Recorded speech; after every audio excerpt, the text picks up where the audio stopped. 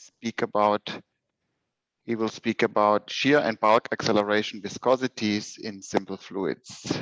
Daniel, please. Yep. So thank you for the introduction, and well, thank you also to the organizers for organizing this workshop and also for this opportunity.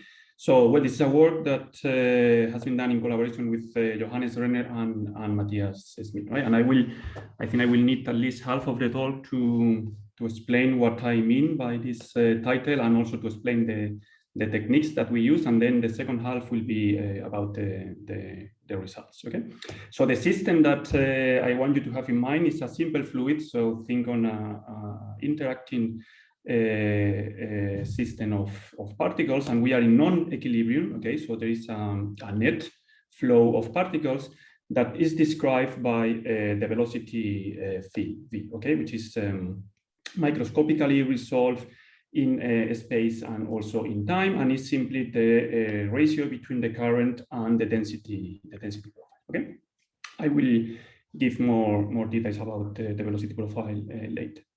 And then there is a viscous force, which is of the internal origin in the system, which is F V's of R and T. So it's also resolved in space and in time. This is the viscous force that a particle would feel at position R and time t, and it has essentially two contributions. So there is a contribution which is a bulk viscous force, and another contribution which is a shear viscous force. Right? And these two contributions, in the simplest approximation, the bulk viscous force is simply proportional to the gradient of the divergence of the velocity field.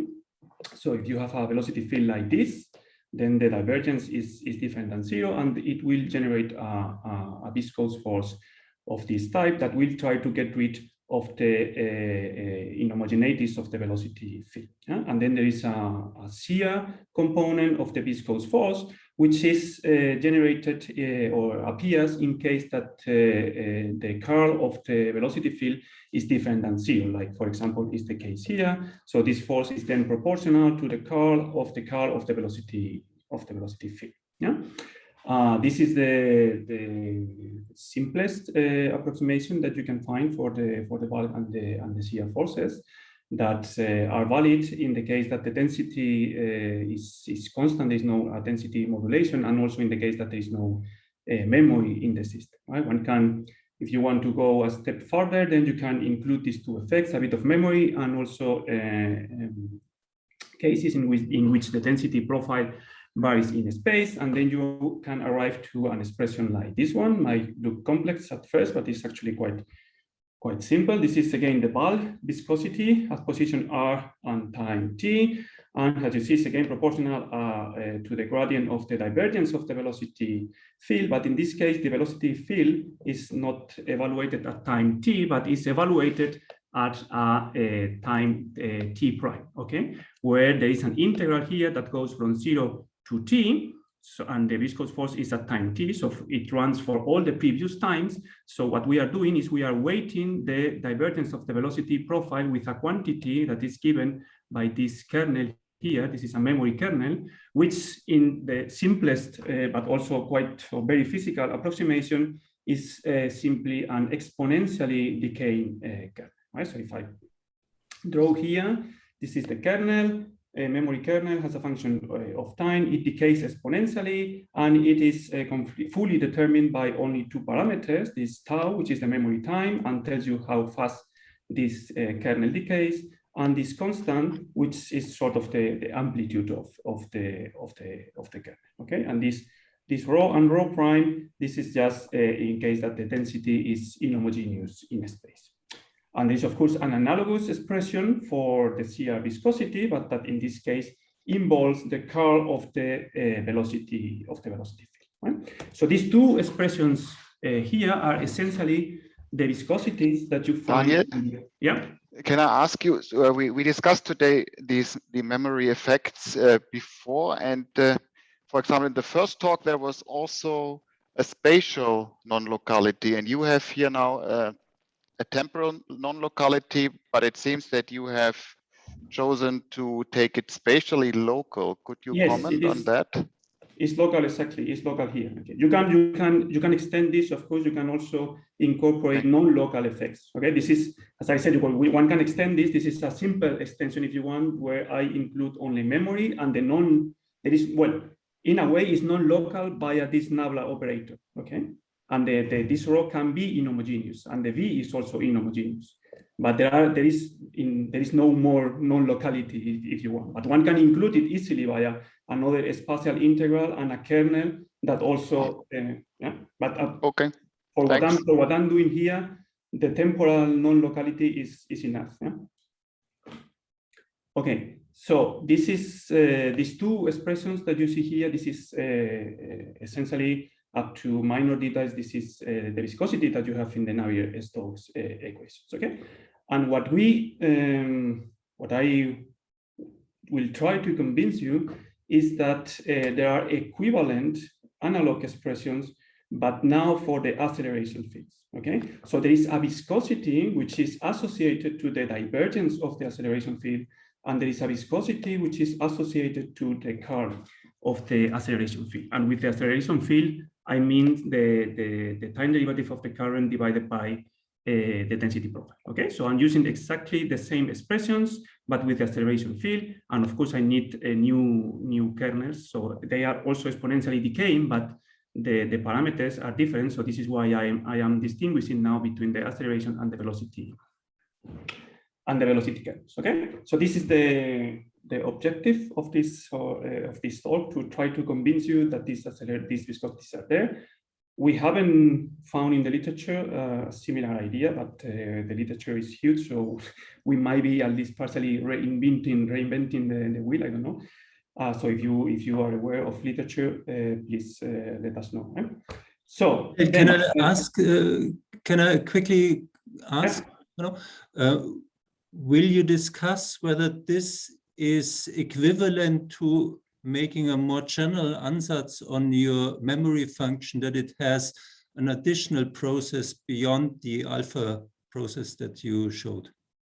Yeah, you mean that one can describe this by changing this kernel and making something more complex here, correct? Two exponential ansatz. Yes, this is maybe it's better if I answer this question later, but this is possible in some cases. I believe it's not possible in general.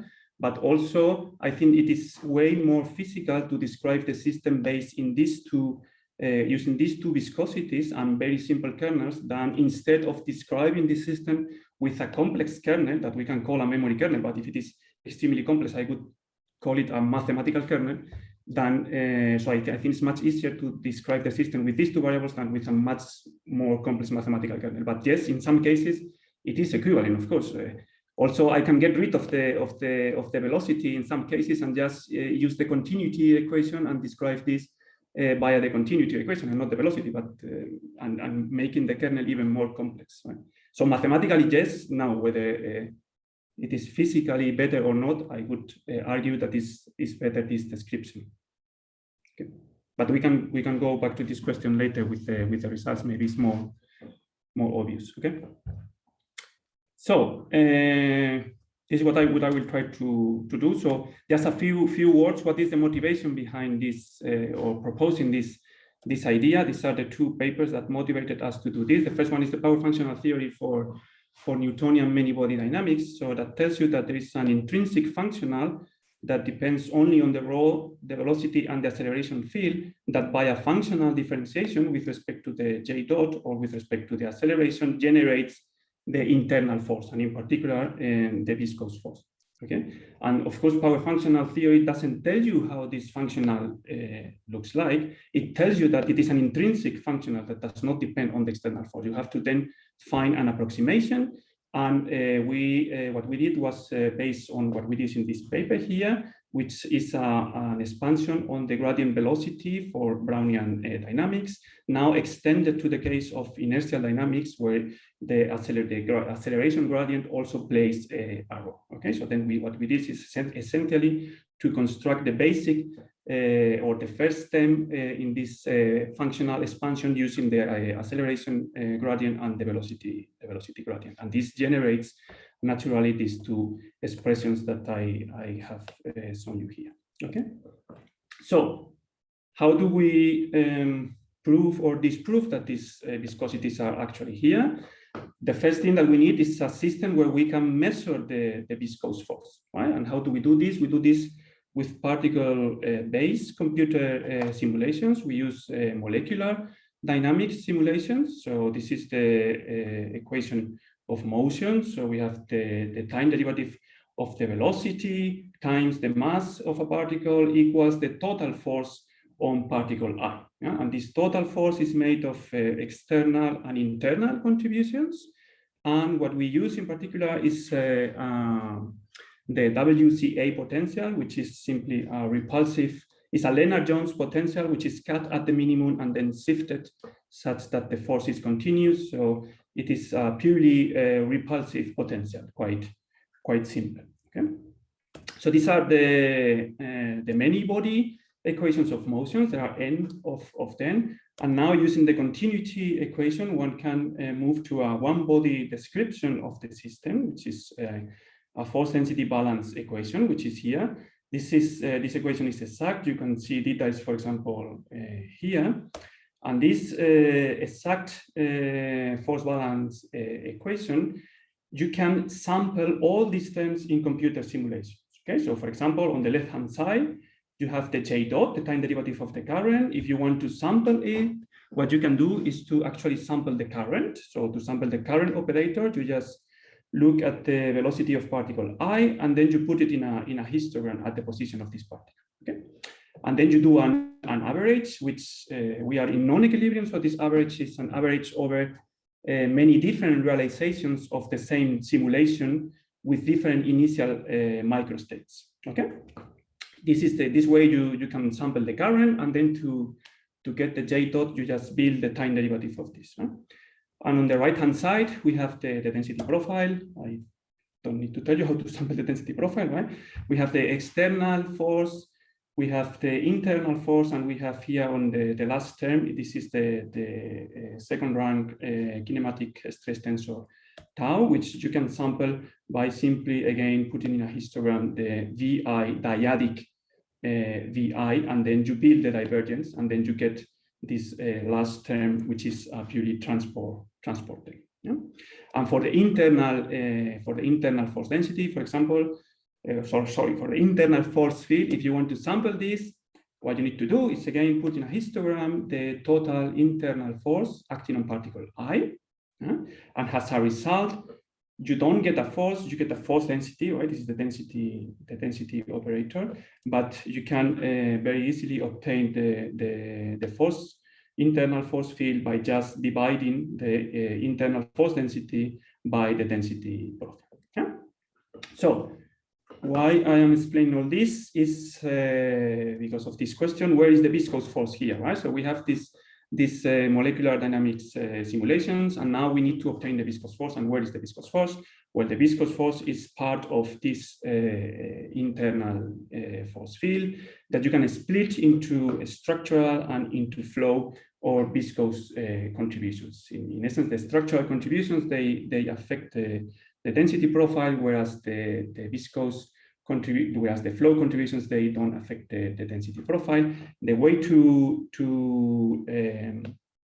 now isolate the viscous and the structural contributions is by looking at how this internal force changes when you reverse your system. Because if you, for example, look again at the expression for the viscous force, that you see is linear in V and is linear in A. Okay, so if you now reverse your system, so if you do V to minus V and you do A to minus A, but very important, keeping the density profile constant, then this viscous force will flip its sign. Okay, whereas the structural force will not change because you keep the density profile unchanged. Okay.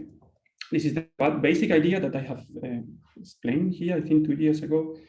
And then to sample this viscous force, what you need to do is to construct what we call the reverse system, right? So you just As I said before, you just do B to minus B, A to minus A, and the density is the same. This is not trivial. It might look trivial, but at first, but it's not trivial.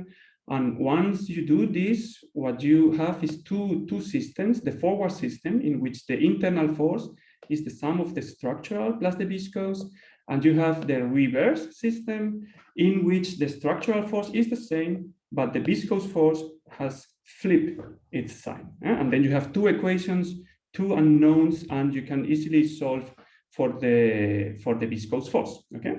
Which is in the end just a combination of the internal force in the original system and in the reverse system. So it's not, I'm explaining this very fast, but this is a well-defined method to get the viscous force in your system.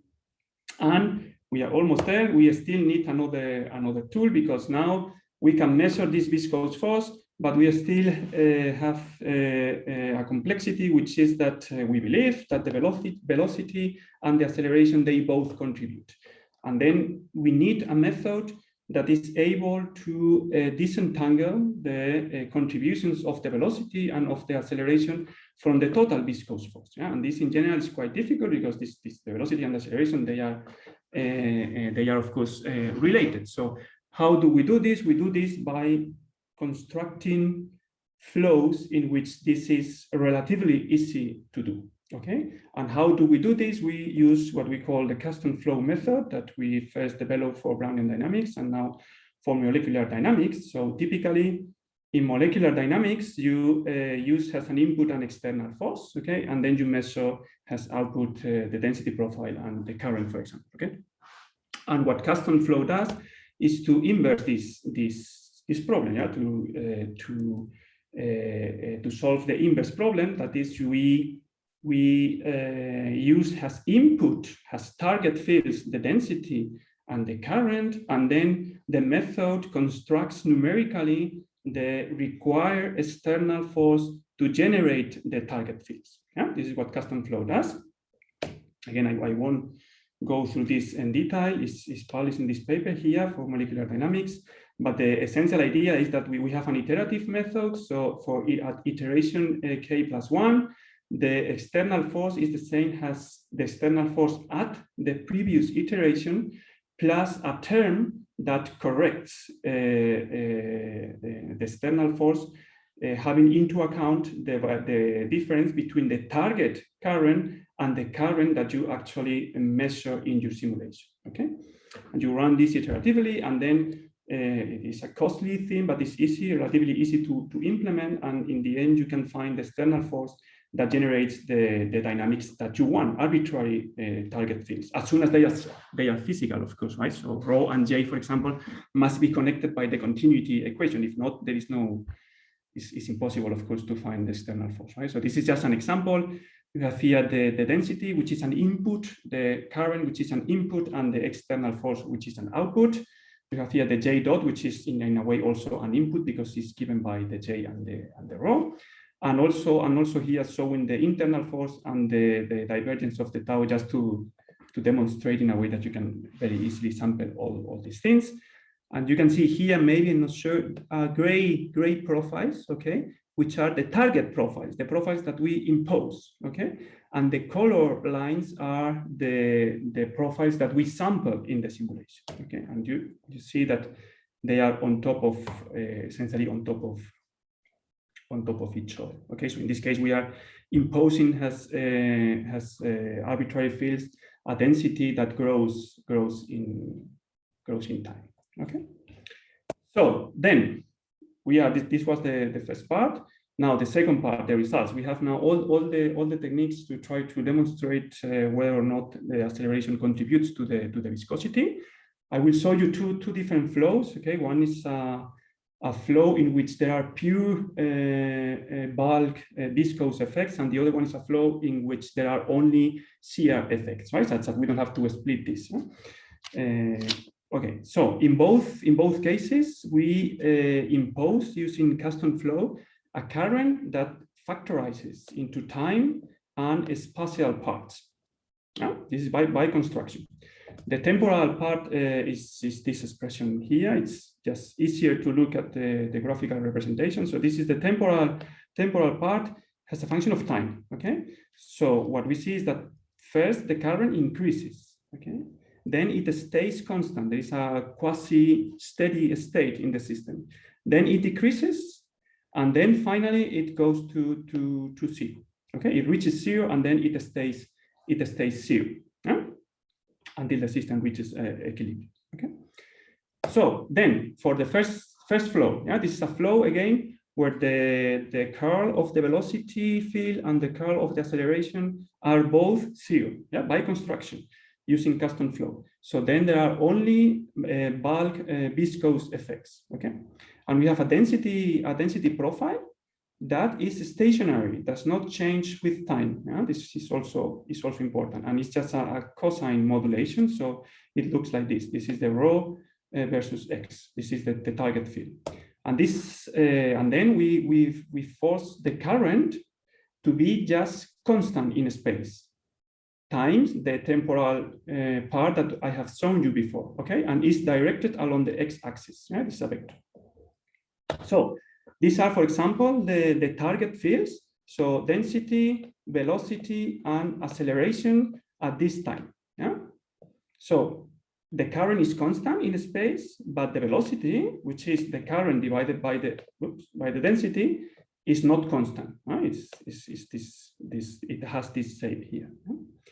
So these are target fields, and these are now the sample fields that we sample in the simulations using custom flow, and adding here arrows to indicate that this is a vector field. Okay, so this indicates what is the direction of the velocity at this point, for example. And also showing you here the viscous force that we get in the system, okay, which has the expected shape by looking at the shape of the velocity profile, right? Second derivative. So then this is for this time where the current increases. Now this is for the quasi-steady state. The velocity is the highest velocity. The acceleration vanishes, and the viscous force is the largest well, it's not the largest actually. it's the viscous force that at the steady state is larger than at the previous time. I wanted to say. And now this is now data for this time here where the current is decreasing. Okay, this is in a way, this time is in a way symmetric to the red time in the sense that the velocity profile for both times are the same, but the acceleration is the opposite, because for the red case, the acceleration is increasing. For the yellow case, the system is decelerating, so the acceleration is negative. So there is a sign flip. Yeah? And finally, the last case is this one where the system has already zero current. So you see velocity is zero and acceleration is zero, okay? But there is still a viscous force. The system is not yet in equilibrium because of memory effects. The system is not in equilibrium, and you can sample still a viscous force, okay?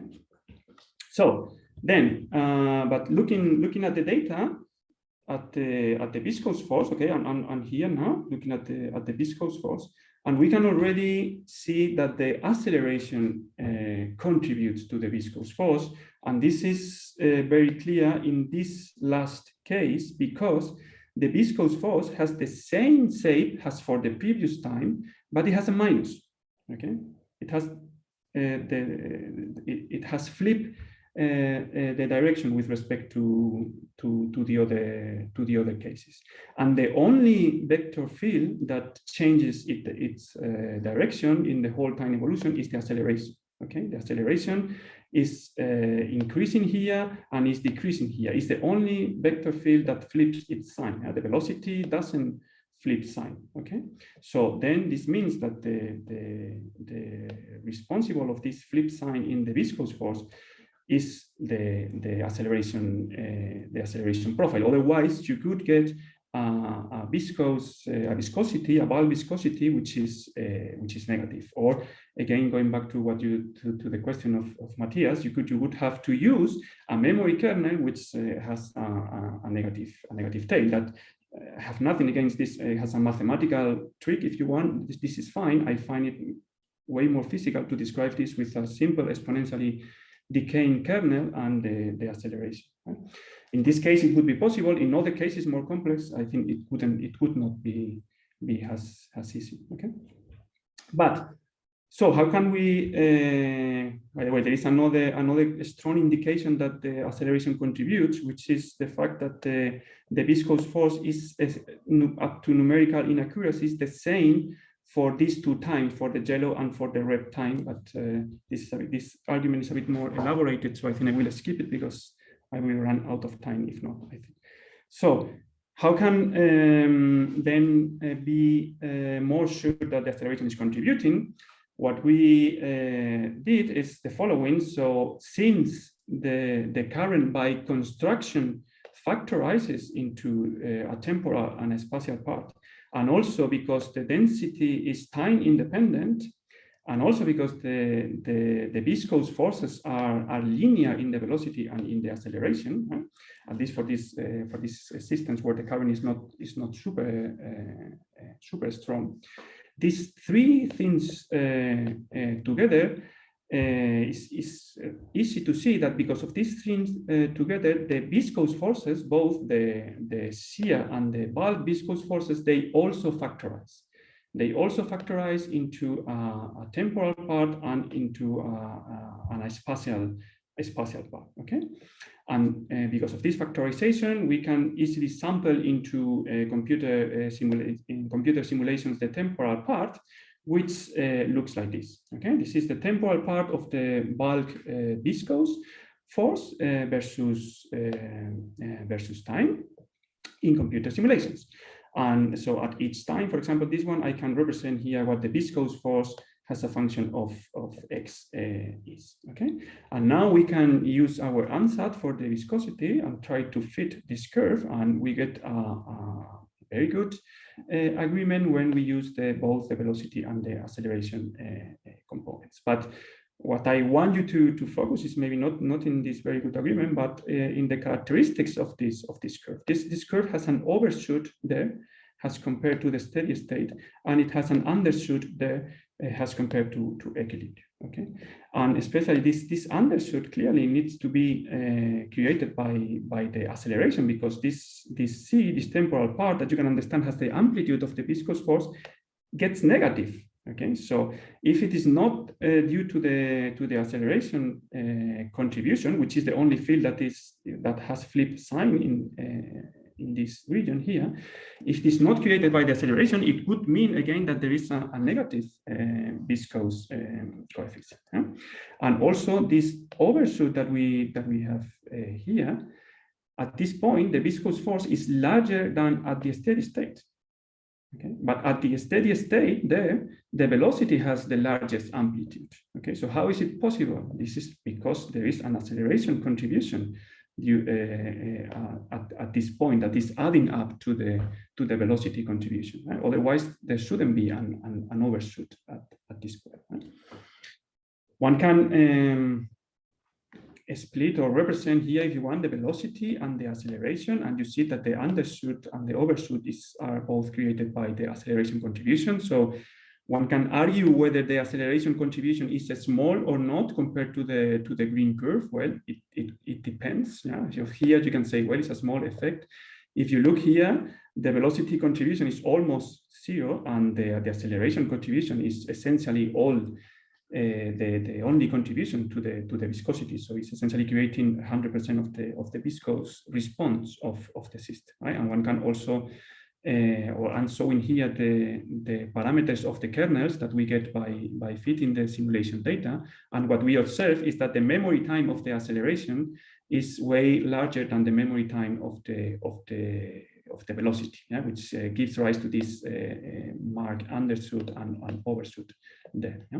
And the amplitude is larger for the velocity than for the acceleration in this case. And one can also split the spatial contribution of the acceleration and of the velocity. Okay, so again, I would say that this is quite convincing that the acceleration contributes, but still one can not be 100% convinced. So what we did next is to repeat the same thing, same calculation that I have shown you now, but in a system with following overdamp Brownian dynamic simulations. Okay, so there is no inertia anymore. Inertia doesn't play any role, and we repeat the same. We do exactly the same time evolution. We use custom flow. Of course, the external force is different, but the flow is the same. And what we obtain is these curves here. There is no longer an overshoot, and there is not an undershoot.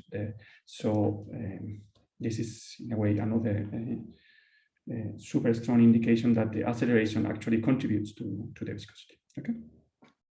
So this is for the bulk case. Now for the Shear flow. So again, we have the same current or the same temporal variation of the current as before, and now we have a flow in which the divergence and the divergence of the velocity field and the divergence of the acceleration field are both zero, but the curl are different than zero. Okay, so the density is constant in space, and the current has this form here. So the current is a sinusoidal wave in x. Pointing along the y direction. So graphically, graphically for this time, this is the density profile constant. This is the velocity profile. It's a sine wave that now points in y. Right? Look, the arrow has changed the direction. Okay, and this is the acceleration. Okay, the acceleration also points in y direction, because rho is constant. The acceleration is simply the time derivative of the velocity. These are again target fields, and these are the sample fields using custom flow for this initial time, also for the quasi-steady state, for the time at which the acceleration goes in the opposite direction, and for the case in which the current is zero. Right? And now, by looking at these profiles, it's not obvious. One cannot directly conclude that whether the acceleration contributes or not. It's not obvious as it was. At least I think it was in the previous case. No? But we can look again at the temporal part of the shear viscous force as a function of t, or this is in a way the amplitude of the shear force has a function of t. And again, it's a bit well, we can at every time we can plot the viscous force. Is again a bit disappointing, because there is not an overshoot and there is not an undershoot, or at least it's not apparent, although the shape doesn't look quite looks a bit weird, no? But it's not as apparent as in the previous case. Again, if we use our answer, then we get a perfect agreement between the theory and the simulation results. And what we did now is to use only the velocity part, right? So we take only the velocity contribution to the shear force, and then we try to fit the data, and then we see what happens. And what happens is this curve, using only the velocity, is also a good agreement, but it's not as good as it was before, especially in the regions where the acceleration is supposed to contribute a lot. Right? You see that both the velocity and the acceleration contributions, the sum of both is much better than using only the velocity contribution. Right? And again, one can split the acceleration and the velocity contributions, and what we see is that actually the acceleration contributes a lot. Right? So then why are we not, or why is not apparent the undershoot and the overshoot as it was in the previous case? Well, the reason is that when you look at the parameters of the kernel, you see that for the Shear case, the memory time of the velocity and the memory time of the acceleration are now of the same order, right? So in a way, this overshoot and this undershoot created by the acceleration are now hidden by the memory of the velocity. Okay, so I guess someone can then argue that, well, this is not 100% convincing. So what we did to try to clearly identify a contribution of the acceleration was to slightly modify this flow. Okay, we have a traveling wave. Yeah, it's a very similar flow, but now the wave, the sign of this wave is traveling in x direction. Okay, it's the sign of x minus a constant times time. Yeah. So this means then, well, of course, the current does no longer factorizes into spatial and temporal contributions. Right?